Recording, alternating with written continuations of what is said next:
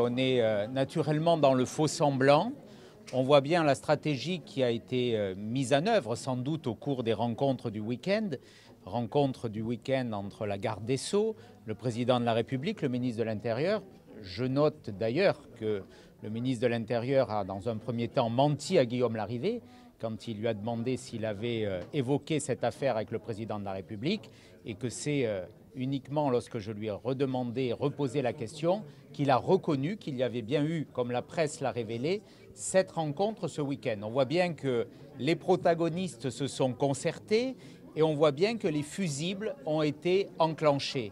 Très clairement, deux fusibles, celui désigné hier soir par la présidence de la République, le directeur de cabinet du président de la République, Patrick Strossda, et ce matin, dans cette audition, le préfet de police, Michel Delpech. Donc, en gros, le gouvernement nous indique qu'il n'y a rien à voir, que tout était parfait, qu'il y a sans doute des fautes administratives, mais qu'il n'y a aucune responsabilité politique. C'est naturellement grossier et grotesque.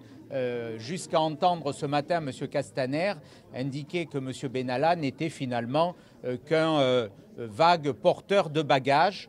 C'est quand même étonnant et en tout cas ça revalorise la fonction de bagagiste, qu'un bagagiste est un appartement qui est branli, qu'il ait 10 000 € de traitement, qu'il ait une voiture avec gyrophare, qu'il ait les apparences d'un policier, qu'il insulte les préfets, qu'il soit lieutenant-colonel de réserve. Nous ne contenterons pas naturellement de ce type de réponses qui sont des réponses de diversion, qui sont des réponses dilatoires.